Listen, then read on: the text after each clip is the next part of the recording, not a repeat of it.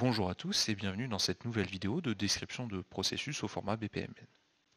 Les processus que nous allons étudier sont des processus à la fois de suivi d'un ordre de mission duquel peut découler un certain nombre de notes de frais. Commençons donc par l'ordre de mission. Dès sa création, trois cas de figure sont possibles. Le premier est le cas de formation où l'utilisateur va devoir indiquer des dates de formation, charger la convocation avant d'atteindre le dernier événement intermédiaire de ce processus, qui est un événement conditionnel. Nous reviendrons sur ce dernier plus tard. L'autre cas possible est le cas d'une demande internationale qui va venir automatiquement générer un PDF, ce PDF entrant lui-même dans son propre cycle de validation dont nous attendons un retour via cet événement message. Enfin, dans le cas classique d'un ordre de mission, nous avons une validation du N+1 qui est un sous-processus et qui a son propre comportement. À noter toutefois que si le N+1 refuse la validation de l'ordre de mission, l'ensemble du processus n'est pas annulé, simplement au sein du sous-processus, nous retournons à un état initial jusqu'à ce que la caractérisation de l'ordre de mission corresponde aux attentes du N+1 et puisse permettre d'avancer aux étapes suivantes. Dans certains cas de figure, il est nécessaire de faire appel à la validation du N+2. Ce cas de figure est représenté ici par une passerelle inclusive et nous permet donc de rentrer dans le cas d'une validation N+2.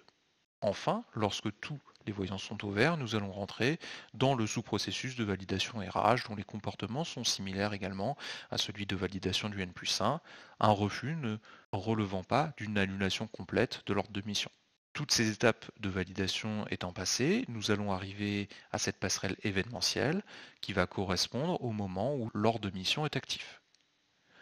Deux options, soit il s'agit d'un ordre de mission ponctuel caractérisé donc par une date de début et une date de fin, l'étape entre la date de début et la date de fin correspondant à la durée d'activité de l'ordre de mission.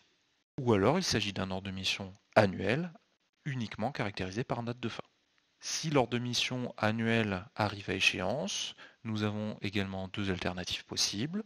Soit ce dernier n'est pas renouvelé pour l'année suivante, soit ce dernier est renouvelé avec la génération d'un nouvel ordre de mission sur l'année suivante.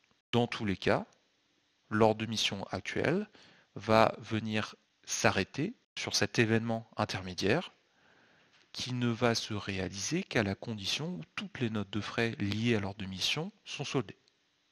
Et enfin, clôturer l'ordre de mission.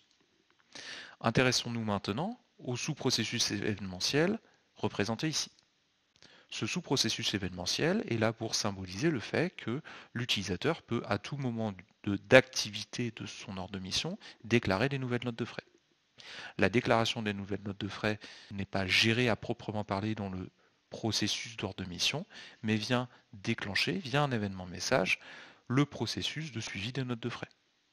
Ce processus commence donc par la création d'une note de frais automatiquement via une tâche script. La note de frais est également soumise à un cycle de validation du N+1 dans tous les cas et dans certains cas de figure du N+2. À l'issue de ces deux ou une étape de validation, il est nécessaire que le pôle financier lui-même valide la note de frais. Cette validation va donner lieu à l'envoi d'instructions de paiement dans un autre logiciel ou dans le logiciel en question. Dès lors que la note de frais est payée, nous clôturons la note de frais. Et ce n'est bien qu'à partir du moment où toutes les notes de frais vont être clôturées, donc soldées, que l'on va pouvoir clôturer à notre tour l'ordre de mission. Écoutez, j'espère que cette vidéo vous a plu et je vous donne rendez-vous pour d'autres vidéos.